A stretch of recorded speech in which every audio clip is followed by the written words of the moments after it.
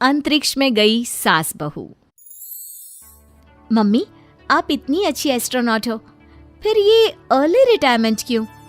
क्योंकि बचपन से मेरा बस एक ही सपना था, जिसके लिए मैंने लाइफ में बहुत कुछ खोया और छोड़ा। लेकिन अब इस अर्ली रिटायरमेंट के जरिए मैं बस तुम दोनों के साथ और पास रहकर बिना किसी हड़बड़ी की जिंदगी जीना चाहती हूँ। सास की बात सुनकर काजल मुस्कुराकर चली जाती है। उसी शाम ऑफिस से घर वापस आकर अजय अपनी मम्मी के पास बैठता है। मम्मी, क्या हमारी स्पेस ऑर्गेनाइजेशन कोई नया स्पेस मिशन प्लान कर रही है? क्या मिशन है, बताओ ना मम्मी।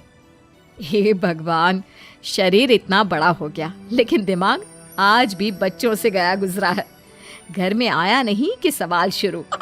तो तुम जवाब दे दो ना। मैं क्या जवाब दूं? जैसे तुझे मेरे रिटायरमेंट के बारे में पता ही नहीं।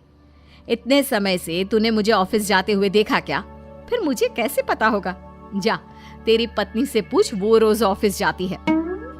माँ की बात पर अजय आवाज लगाकर काजल को बुलाकर वही सवाल उससे भी पूछता है, पर काजल उसका कोई जवाब नहीं देती। और बोलो पत्नी से पूछने के लिए। मैडम जवाब ही नहीं दे रही। सवाल जायज हो तो जवाब मिलेगा ना। तुम्हें अच्छे से पता है, कॉन्फिडेंशियलिटी रूल्स के चलते हम किसी से भी ऑर्गेनाइजेशन और मिशन से रिलेटेड कोई बात नहीं कर सकते।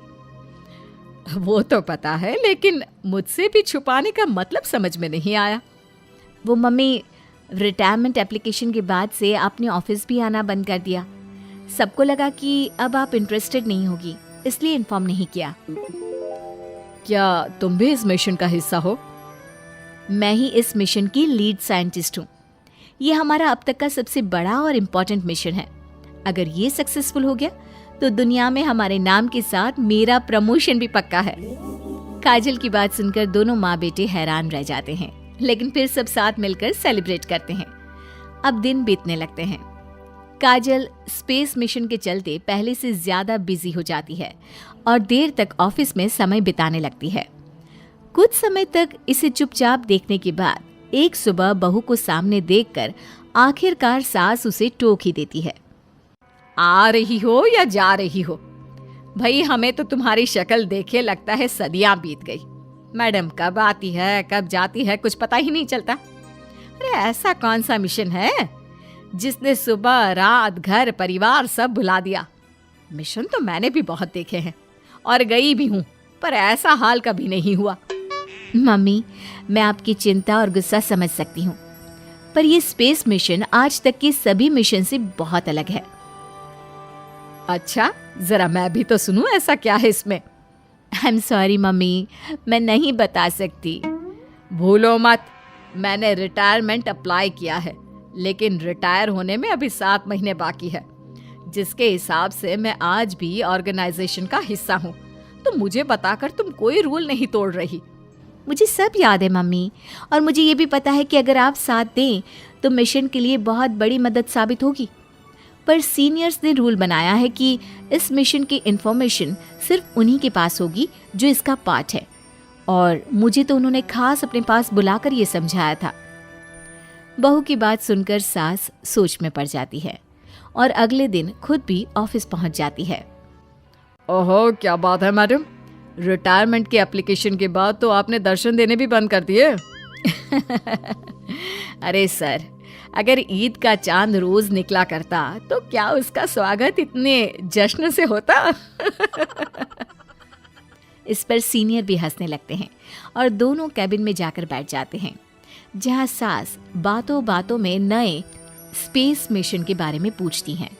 वो उन्हें मिशन के बारे में सब कुछ बताकर तुरंत एक इमरजेंसी मीटिंग बुला लेते हैं, जिसमें साइंटिस्ट की टीम और काजल के साथ एस्ट्रोनॉट्स की पूरी टीम भी होती है।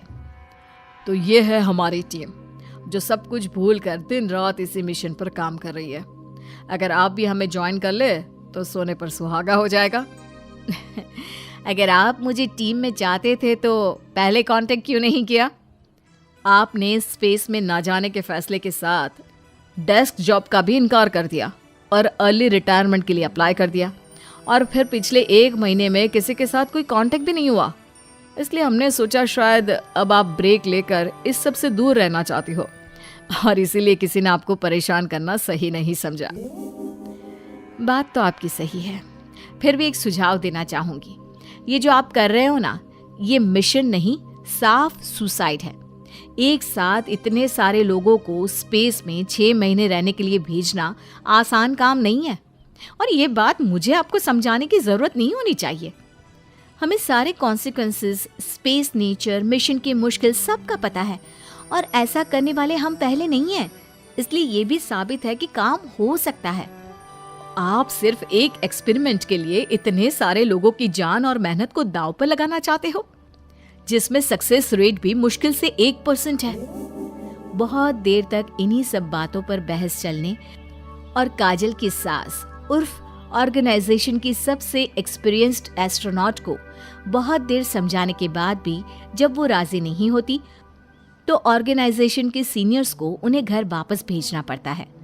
लेकिन उसी के बाद से न चाहते हुए भी सास मिशन के बारे में सोचना बंद नहीं कर पाती।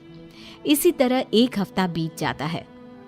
माँ, जब घर में बैठकर भी मिशन के बारे में ही सोचना है, तो इससे अच्छा है कि वहां जाकर इस सोच के जरिए उनकी मदद ही कर दो। उन्हें ऑफिस में नहीं, स्पेस में जाने के लिए मेरी जरूरत है।